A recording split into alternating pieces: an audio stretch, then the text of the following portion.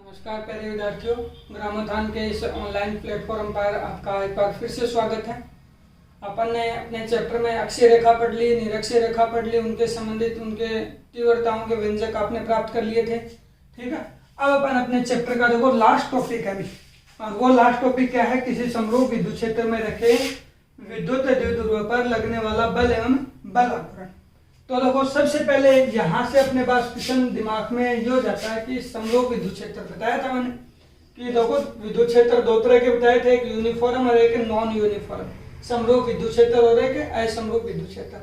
तो समरूप विद्युत क्षेत्र की बात मैंने जहाँ की थी तो आपको याद होगा, तो मैंने बताया था कि देखो विद्युत बल रेखाओं में जो अपन तीर का निशान बताते हैं ना, तो वो तो विद्युत क्षेत्र की दिशा बताती है। और इन बल रेखाओं के बीच का जो गैप बनता है, बल रेखाओं के बीच का जो गैप बनता है, वो गैप क्या दर्शाता है? देखो जैसे ये गैप है जो आपके पास समान है, तो इसका मतलब ये क्या बताएगा? विद्युत क्षेत्र की तीव्रता का परिमाण बताता है, या विद्युत क्षेत्र का परिमाण बताएगा। तो परिमाण भी यहाँ पे देखो समान है, जो गैप है वो भी समान है, दिशा भी सेम है। इसका मतलब ये क्या बन गया? समरूप विद्युत क्षेत्र बन गया। अब अपने पास क्वेश्चन बनता है कि विद्युत द्विध्रुव क्या होता है? तो अपन ये कहते हैं विद्युत द्विध्रुव एक ऐसा निकाय होता है जिसमें समान परिमाण के दो आवेश परंतु दिशा में विपरीत प्रकृति के दो आवेश एक दूसरे से अत्यल्प दूरी 2a पर स्थित होते हैं। उसे आप क्या कह देंगे? विद्युत द्विध्रुव कह देंगे। तीसरी परिभाषा बनती है बल की। अपन देखो छोटी क्लासों में पढ़ते हैं किसी वस्तु को धक्का देना या खींचना, या मैं कह दूं गतिशील वस्तु को स्थिर कर दे, स्थिर वस्तु को गतिशील कर दे, तो वो कार्य क्या कहलाएगा? बल कहलाएगा। अब अपने पास मेन जो परिभाषा आती है बल आघूर्ण। तो बल आघूर्ण की परिभाषा देखो कि बल आघूर्ण जिसे अपन टो से व्यक्त करते हैं, जैसे अपन देखो टी लिखते हैं ना, ये टी इस प्रकार से लिखते हैं, और ये जो लाइन है टी वाली लाइन को यूं घुमा देना आपको, तो ये आपके पास क्या बन गया? टो बनता है। ठीक है ना, बल आघूर्ण है वो आपके पास क्या बनेगा? टो से बनेगा। ठीक है, अब देखो ये आपके पास टो होगा, उससे अपन क्या कह देंगे? बल आघूर्ण। तो अपन ये कह देंगे विद्युत द्विध्रुव। विद्युत द्विध्रुव के एक आवेश पर लगने वाले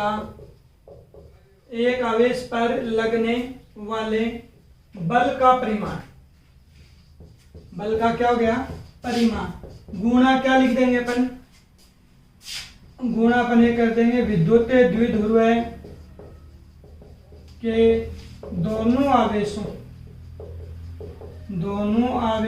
पर लगने वाले बलों की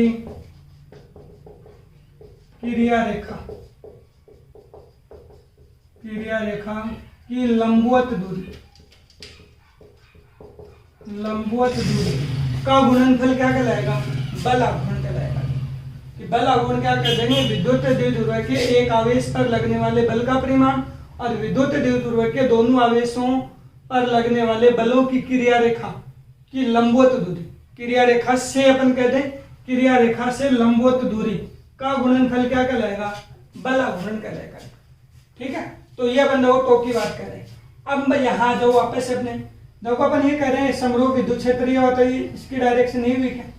अब देखना जो अपन ने विद्युत क्षेत्र रेखाओं में अपन ने कहा है कि विद्युत क्षेत्र रेखाओं में क्या कही है कि विद्युत बल रेखाएं क्या होती है? धनावेश से निकलती हैं, ऋणावेश में जाकर क्या होती हैं? प्रवेश करती हैं। तो इसका मतलब ये हुआ क्या? देखना कि यदि मैं यहाँ पे यदि कोई प्लेट रखता तो यहाँ पे कौन सी प्लेट होती है? धनावेशित प्लेट होती है, नहीं होती?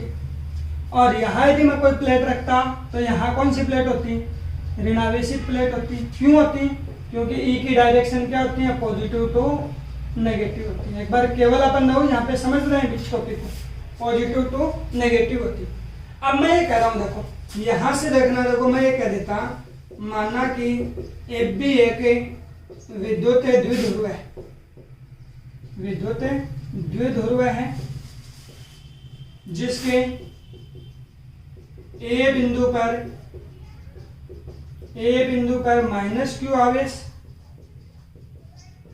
तथा बी बिंदु पर प्लस क्यू आवेश स्थित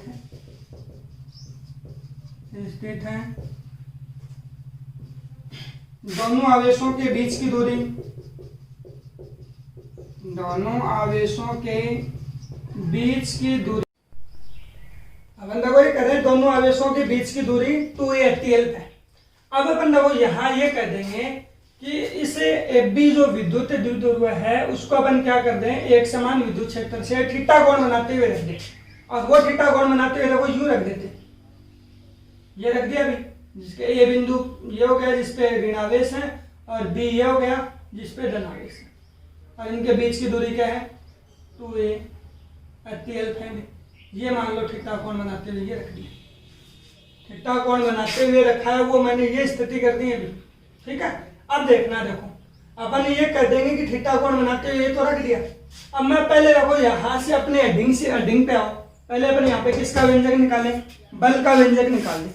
और बल का व्यंजक यदि अपन निकाल लें तो देखो आपके पास क्या होता है, बल देखो कैसे निकलता है। बल की स्थिति में यदि अपन करते तो देखो आपके पास क्या बनता, ये धनावेश है क्या, ये भी धनावेश है, समान समान आवेशों के मध्य क्या होगा, प्रतिकर्षण होगा। मतलब सीधा सा ये होगा कि ये बल, ये जो धनावेश है, इस धनावेश को क्या करेगा, आगे की ओर धक्का देगा नहीं देगा, आगे की ओर धक्का देगा, इसका मतलब ये आवेश क्या करेगा, इधर गति करेगा नहीं करेगा, इधर गति करेगा तो इसको कौन आकर्षित कर लेगा, ऋणावेश आकर्षित कर लेगा। ये स्थिति बनी। और दूसरी स्थिति यहाँ देखो, ये ऋणावेश और ये ऋणावेश, ये ऋणावेश इस ऋणावेश को क्या करेगा, धक्का देगा, और धक्का देगा तो इधर ही तो आएगा ये ऋणावेश, और इधर इसको कौन आकर्षित कर लेगा, धनावेश को आकर्षित कर लेगा। तो ये स्थिति आएगी या नहीं आएगी। तो इसका मतलब देखो धनावेश पे भी बल लग रहा है, ऋणावेश के ऊपर भी बल लग रहा है, लेकिन देखो डायरेक्शन दोनों की क्या होगी, विपरीत। धनावेश वाला उधर जा रहा है, ऋणावेश वाला इधर आ रहा है मेरी ओर, ठीक है। अब देखो उस बल की बात अपन करते तो वो बल कैसे निकालते हैं, वो बल देख लो। देखो आपको याद हो तो विद्युत क्षेत्र की तीव्रता अपन ने क्या कही है, इकाई धनावेश के ऊपर लगने वाले बल को अपन क्या कहते हैं, विद्युत क्षेत्र की तीव्रता कहते हैं। तो इकाई धनावेश देखो क्यू आवेश है, ई विद्युत क्षेत्र में रखा गया है, तो इसके ऊपर लगने वाला बल क्या कह देंगे, क्यू ई कहेंगे या नहीं कहेंगे। तो यहाँ देखो धनावेश है तो इस बल को अपन FB मान लेते हैं, तो ये क्या होता है, क्यू ई होगा या नहीं होगा। वेक्टर फॉर्म कहें तो ये होगी क्या, ई के अनुदिश हो जाएंगे। यहाँ पर देखो यदि कहें तो यहाँ देखो बल क्या होगा, FA कह देंगे, और ये क्या होगा माइनस का क्यू ई, ठीक है। यहाँ पर ये कह देंगे क्योंकि देखो विद्युत क्षेत्र की तीव्रता इधर है, बल इधर लग रहा है, तो माइनस निशान आ गया, वो अपन कह देंगे। अब इन बलों का देखो FA का यदि मैं परिमाण लेता, मैग्नीट्यूड यदि करता तो ये होता है क्यू ई। FB का यदि मैग्नीट्यूड लेता तो ये क्या होता है क्यू ई। ये स्थिति बनती है नहीं बनती, दोनों स्थितियां यहाँ पे आपके पास बनेगी। तो देखो आपके पास परिणामी बल यदि अपन निकालते, या देखो मैं मैग्नीट्यूड निकाल चुका हूँ, परिणामी बल की बात करते तो दो सदिश आपको याद हो तो 11th क्लास में अपन ने पढ़े हैं कि दो सदिश आपके पास P और Q होते हैं, इनके बीच का कोण अल्फा होता है, परिणामी R होता है। तो देखो परिणामी R के बराबर क्या करते हैं अपन कि R बराबर √P² + Q² + 2PQ cos of alpha. Alpha का मान यहाँ पे कितना हो गया, देखो एक बल इधर लग रहा है, एक उधर जा रहा है, इनके बीच का देखो यू स्थिति बन गई क्या, तो सरल रेखा बन गई, और इनके बीच का कोण कितना हो गया 180 डिग्री हो गया। 180 इनके बीच का यदि कोण बनेगा तो यहाँ पे अपन परिणामी निकाल सकते हैं, और वो परिणामी आपको पता है कि cos 180 का मान कितना -1, तो -1 होगा, उस हिसाब से अपन निकाल सकते हैं। तो देखो F परिणामी बल के बराबर क्या कर देंगे, FA - FB आ जाएगा। या दोनों बलों को अपन यदि मैग्नीट्यूड ले रहे हैं तो मैग्नीट्यूड में तो अपन क्या कर देंगे कि ये आ जाएगा आपके पास FA - FB अपन कह सकते हैं। तो FA का मान बोलो कितना है अभी QE माइनस ये भी QE, तो ये बल कितना आ गया, परिणामी बल है वो कितना हो गया 0 हो गया, ठीक है। तो परिणामी बल 0 होने का मतलब देखो अपन ये कह सकते हैं कि किसी समरूप विद्युत क्षेत्र में रखे विद्युत द्विध्रुव पर लगने वाला परिणामी बल 0 है, जिस कारण से अपन ये कह देंगे कि विद्युत द्विध्रुव एक समान विद्युत क्षेत्र में किसी प्रकार की कोई स्थानांतरित गति नहीं करता। ये 0 आपको बता रहा है कि ये 0 क्या कर रहा है कि विद्युत द्विध्रुव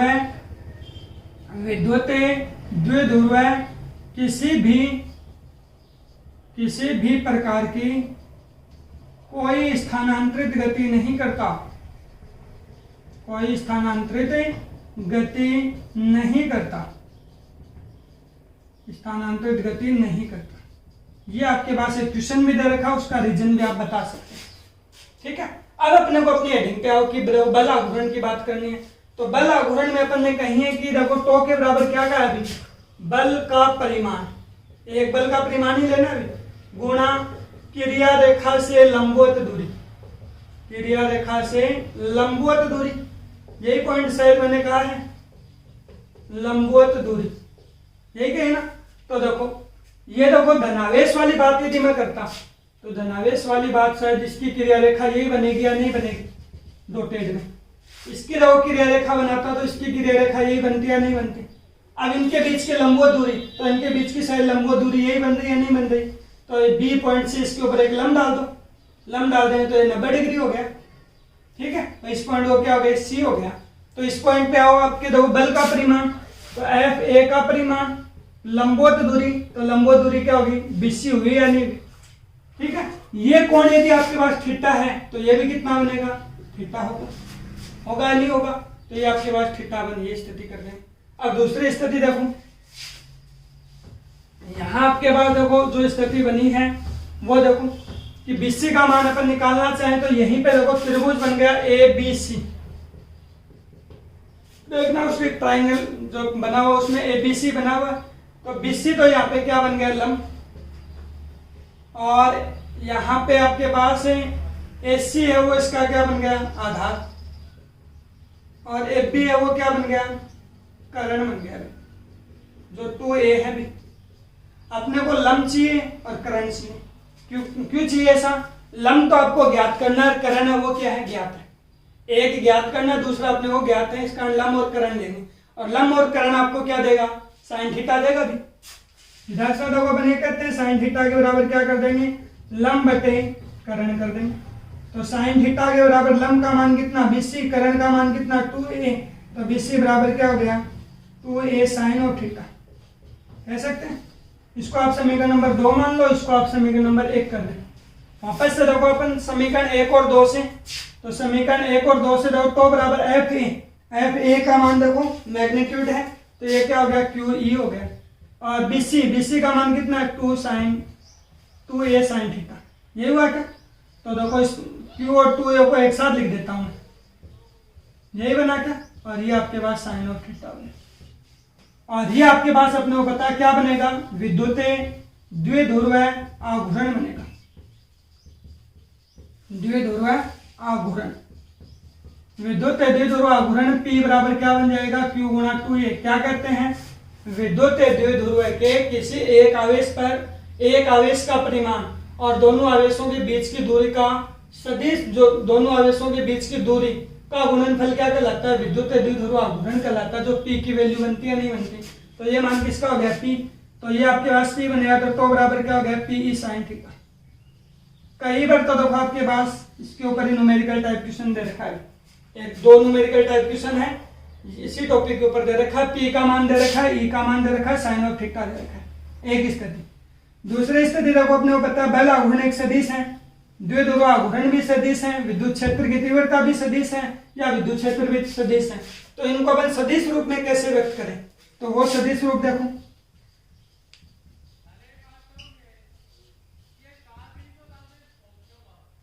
ठीक है, दोनों पे वेक्टर का निशान लगा दिया।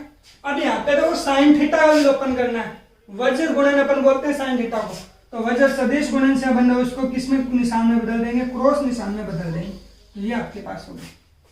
अब रही बात देखो इस बल आघूर्ण की दिशा, आपको याद है तो देखो मैंने 11th क्लास में आपको बताया था त्रिविमीय निर्देश तंत्र, क्या बताया था, त्रिविमीय निर्देश तंत्र, जिसमें एक्स अक्ष के अनुदिश आई कैप, वाई अक्ष के अनुदिश जे कैप, जेड अक्ष के अनुदिश के कैप, बताया था नहीं बताया था।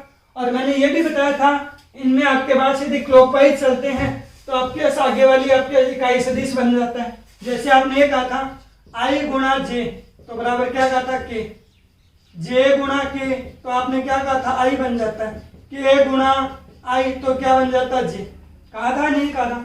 उसमें आपने ये भी कहा था कि आई और जे दोनों देखो ऐसी स्थिति में आपके पास यूं ही बने हुए, देखो ये अपन कह रहे हैं, तो ये आई हो गया, ये जे हो गया, ये लंबवत क्या हो गया, कि तीनों एक दूसरे क्या होते हैं, लंबवत होते हैं।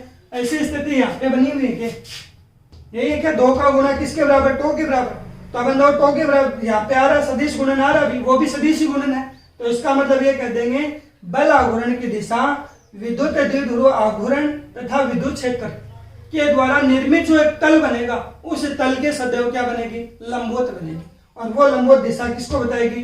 बल आघूर्ण की दिशा बताएगी। ठीक है, अब बल आघूर्ण के मात्रक की बात कर लेते हैं। तो यहीं पे देखो जो अपन ने शुरुआत में जो परिभाषा दी उसी परिभाषा से मात्रक निकाल दो।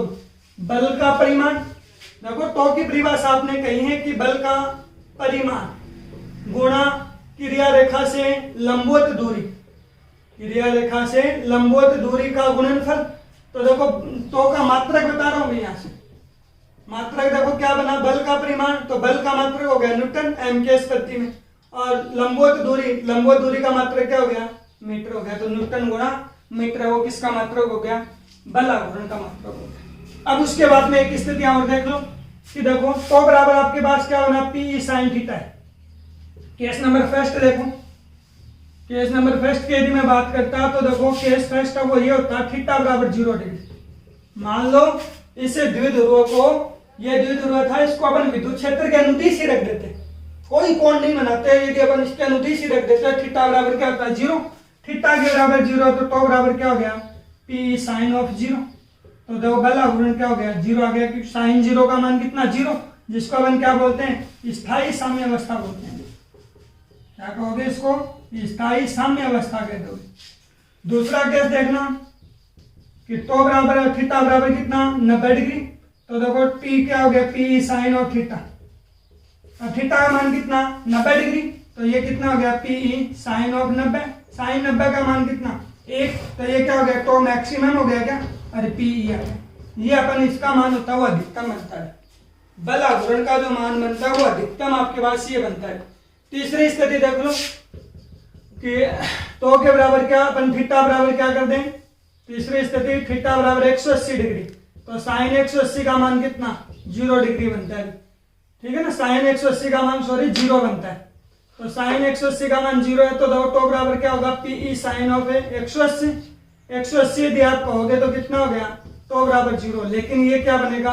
अस्थायी साम्य अवस्था बनेगी, अस्थायी साम्य अवस्था बनेगी। ठीक है, अब देखो ये अस्थायी साम्य अवस्था वाली बात और मैं बता देता हूं आपको कि उसमें भी देखो, इसमें देखो यहाँ 0, यहाँ भी 0 है, यहाँ भी 0, मैं यहाँ स्थायी कह रहा हूँ और यहाँ क्या कह रहा हूँ? अस्थायी साम्य अवस्था कह रहा हूँ। अस्थायी साम्य अवस्था वाली बात देखो, जैसे ये मार्कर ही होता और इसमें देखो ये आपके पास एक इसको इधर खींच रहा है, देखो 180 डिग्री वाली बात कर रहा हूँ भी, एक इसको धनावेश वाला बल है वो इधर ही तो लग रहा है, ये इसको इधर खींच रहा है, ये इसको इधर खींच रहा है, तो एक तरह से देखो इधर खींच रहा है, वो प्लेट ऋणावेशित प्लेट मेरा ये हाथ हो गया। ठीक है, ये हाथ हो गया और एक इसको इधर खींच रहा है, तो ये इधर खींच रहा है, वो धनावेशित प्लेट, तो ये इनके बीच में ही तो रहेगी, किसी प्रकार की कोई स्थानांतरित गति नहीं करेंगी इस दौरान। तो वो स्थिति आपके पास क्या बनेगी? अस्थायी साम्य अवस्था बनेगी। जिस ओर भी बल का परिमाण आपके पास ज्यादा हो जाएगा उस ओर ही क्या होगा? ये मार्कर वो आगे की ओर चला जाएगा। जिस देखो अपन यदि मान लो एफ ए वाला मान ज्यादा, एफ बी वाला मान ज्यादा हो गया तो ये मार्कर उधर चला गया, एफ बी का मान इधर ज्यादा हो गया तो ये इधर चला जाएगा। इसको बोलते हैं अपन स्थायी साम्य अवस्था। अस्थायी साम्य अवस्था जिस तो का मान क्या होता है? 0 होता है। ठीक है, तो ये अपना देखो पूरा चैप्टर वो ये हो जाएगा। पहले चैप्टर के जो 10-12 जो वीडियो बने हैं उनको अच्छी तरह से देखना है। फिर उसके बाद में केवल आपको इतना सा काम करना है कि एबेसिडा वाले जितने क्वेश्चन है वो पढ़ना है और अति लघुत्मक क्वेश्चन है वो पढ़ के देखना है कि आप कितने क्वेश्चन कर सकते हो। ठीक है, उसके बाद में अपन अगले वीडियो में इसी चैप्टर के न्यूमेरिकल टाइप जो क्वेश्चन है वो करेंगे भी। ठीक है ना, न्यूमेरिकल टाइप जितने भी जो क्वेश्चन बन रहे हैं वो अपन अगले वीडियो में जाते हैं अपन अच्छी तरह से करते हैं। धन्यवाद।